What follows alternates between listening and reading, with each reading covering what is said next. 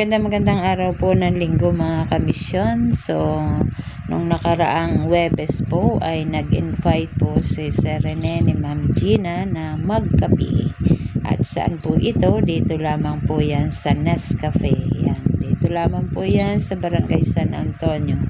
Kami po ay galing sa Townsville, kumaliwa lang. Ayan. At kaunting drive lang, nandoon na. So, siguro po mga 5 to 7 minutes andoon na, kaya malapit lamang po. So, kasama po namin dito ang mga madre at ang mga brothers na nag-exposure dito sa ating parokya ng Santo Tomas, dito sa bayan ng Santo Tomas. At dahil nga po matatapos na ang kanilang exposure nung natapos po noong nung isang araw, Biyernes, ayan, kaya nag-aya si Ma'am Gina at si Sir Rene, doon tumira po si Brother Edsel. So yan, kaya nag-aya pong magkape. Yan. So nandito na po yan, pabundok po yan, kaya malapit lamang po. Ayan, so medyo kakana ng konti. Ayan, malapit-lapit na po. Ayan, itong Nescafe ay palagi nang pinupuntahan ng mga taga rito at kung saan galing lugar. Dahil nga po medyo nasa paanan na ng bundok, kaya talagang maganda at malamig na lugar. Kaya marami hong napunta. Pero usually napunta ang mga tao yung pahapon na, yung labasan na sa trabaho, yung wala nang gagawin at nagpapalamig. So maganda nga naman ho at talaga namang nakita nga namin. Kaya pa 2 times ko na rin po itong punta dito, no? Kaya medyo nakakainggan nyo lamang pong mamasyal, pumunta, dahil nga po sa magandang klima at malamig talaga, mararamdaman mo ang hangin. Ayan, dahil nga po nasa paanan ng bundok. Marami na po ditong mga kapihan, mga ganyan na puntahan, pero mas bumabalik kami doon sa Nescafe, no? Dahil ibang ambience ang binibigay na lamig kapag nadoon ka. So magkakape ka talaga, no? So hindi lang naman po kape, marami kang pamimilian na gusto mong kainan. At ito nga pong isang dadaanan natin na ito ay isang ganun din, no? Kapihan. Ayan. Yan, kung gusto mong maglibang, makipagkwentuhan, yan, marami dito sa Barangay San Antonio, dito sa paanan ng bundok, na pag nagre-relax, yan, pwede. Marami talaga napunta dahil pansin namin pagkadami. Yan. So, ayan, at malapit na po tayo. Ayan, nandito na tayo sa Nescafe. Ayan. So, magpapababa lang po tayo. Ayan. So magandang araw po sa inyong lahat. Narito po kami sa Nescafe. Ikaw ang Sige, gagawa. Tingnan mo, pakita mo pagiging reporter. Action. Ulit. Ikaw na. Lights, camera. Narito po si Kevin Dinglasa. Magandang umaga po. Ay, ang hina. Lukusin. Baksan mo. Wala naman tayo. Sister. Sige na, pwede. Magandang hapon po sa inyong lahat. Tayo po ay narito. Sa likod po ninyo makikita ninyo ang Mount Makiling. At yan po ay kitang-kita dito sa Nescafe na aming pupuntahan. Salamat po kay Ma'am G sa mga madre na aming kasama. At tara, tikpan natin ang kanilang pagkain dito sa cafe Nescafe. Wow, para umagang kay ganda. Umagang kay ganda. So ayan, at tayo nga po ay pumasok na dito sa loob ng Nescafe. Ayan. So marami po ditong mga halaman. Medyo mataas na lugar. Ayan. Medyo makanlong dahil madaming puno, pero may side din po na mainit-init. At dito nga po sa bandang kanan natin, ayan, dito po ang ayan, diyan ka mag-order ng iyong order, diyan ka po pupunta. Pero pwede na naman po doon sa Kubo, doon ka mag-order, may pupunta. At yan, may oras at araw ng kanilang store. Yan, Monday to Friday. Yan, ganyang oras ka lang pwedeng pumunta. Ayan, at wala po yata namang nakita doon na magandang place, kaya lilipat dito. Ayan, lumipat at naghanap. So yan, kung lumipat dahil siguro po doon ay mainit. Tingnan natin. So, tingnan nyo nga naman ho, kung hindi nga naman maganda din eh. Ay di gahot ang paanan ng bundok. Yan. Madami pang mga bulaklak dito dahil tayo po ay malapit na ang buwan ng Mayo. Pag buwan ng Mayo ay talagang maraming bulaklak na nasibol. Ayan, at bumalik po naman ang aking mga kasamahan. Bumalik doon sa pinanggalingan nila. Ayan, at ano kaya, bakit?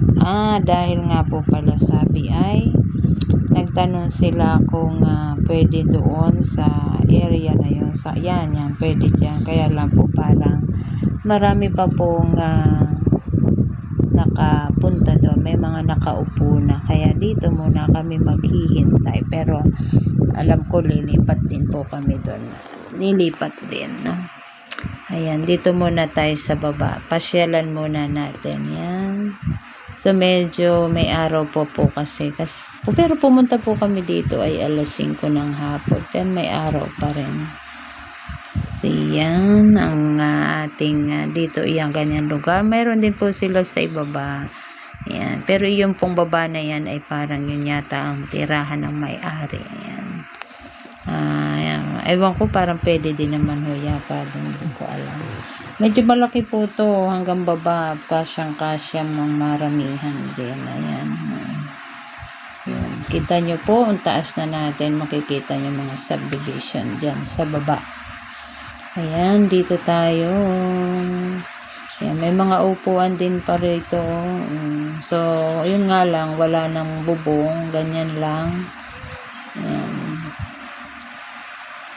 So, yan, nakita nyo po yan, mga subdivision na yan, makikita nyo sa ibaba. Yan, may kubo pa rin dito, yan. Yan, may mga halaman sila, yan ang kubo.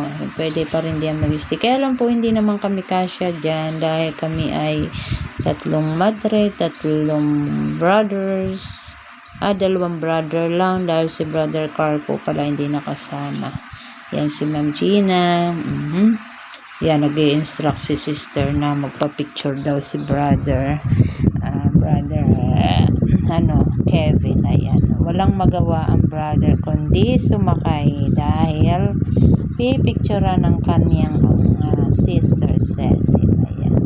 So, ano lang yan, display lang po yan. Hindi talaga pwede. Yan, nilagyan ng halaman. So, yan. Tuloy lang ang kwentuhan. Yan, pumunta po, umakyat po ang 2 brothers doon sa kubo, si Ma'am Gina. Kaya lang po, masikip nga. Ay, si Sir Rene wala pa. Yan. Sikat pa rin po ang araw. Ayan, ang Sister Cecil, Sir Rene. Ayan, nag-park lang po kasi si Sir Rene. Kaya minsan sa buhay natin ay kailangan talaga natin minsan ang mag-relax. Kapag pagod ka na sa trabaho, pwede kang pumunta sa ganitong lugar, pahingahan, yan. Ayan, diba? Makalanghap ka man lang ng sariwang hangin sa panahon ngayon. Yan, at nandito na po kami. Umalis na kami doon. Baka sakaling bakante na yung kubo dito banda. Yan, kasi nga po maliit yung kubo doon. Ay ilan kami. So, medyo madami-dami. 3 madre, 2, 5, 7 kami. Kaya yan. Ayan, kung makikita nyo po ay may bakante na. Ayan, talagang palang madaming pumupunta dito. Yan mga yan po ay mga nagtatrabaho sa Yasaki. Imagine mo, lahat talaga inapunta sila dito. Yan, tinan mo, may mga bakante nga. Ayan, yun, bakante na yun nasa dulo yata at saka dito sa gitna may laman pa. So yan, dati po na kami pumunta, wala yung mga table na yan, yung mga table na yan sa gitna, wala yan. Yan, at meron ka, pwede ka magpa-picture dyan, yung heart, ayan, pwede kang maupo, ayan, pag nagpa-picture ka, kita mo yan. saktong kita ang paglubog ng araw. Ayan. May puno din sa ibaba ng mangga. Yan. Talaga malilibang ka dito pag nandito ka. Bukod sa mahangin, tahimik, wala kang maririnig ng mga sasakyan. Pero tuloy-tuloy pa rin po ang pagdating ng mga magkakape at na magmemerienda at kakain din eh. Ayan, tuloy-tuloy pa rin ang datingan. Ayan, kita nyo naman, di ba, malilibang ka kapag ganyan. Yan, si Brother Edsel nagduduyan. Yan, so bago dito talaga lahat ng pumupunta din ay nagpapapicture. Yan. Yan, wala na si Brother Edsel. At mayroon na nga po na bakante. Yan, nag-o-order na sila ng kanilang o-orderin. Ako, may mga yan, si Serene, tingnan mo, di gahot masarap naman pag kiduduyan-duyan na nakaka-relax. Ayan, at maya-maya lamang ibubuksan na nila ang mga ilaw dyan. May ilaw po yan sa gabi. Ayan. So, ang sarap. Mahangin po yan. Sa panahon ngayong mainit ay talaga yan. So, yan nga po at na-order na sila. Talaga naman ang brother Kevin ay nakapang MSK t-shirt pa. Ayan.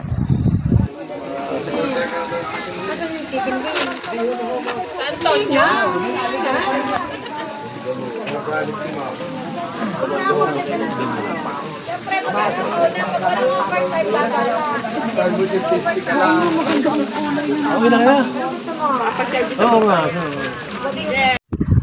So yan, at binuksan na nila ang ilaw kulay green. Aba, ang madre nga na may nagpapakyut-kyut din. So marami na po talaga nadating din. Pa-isa-isa na, padalwa-dalwa nadating yan.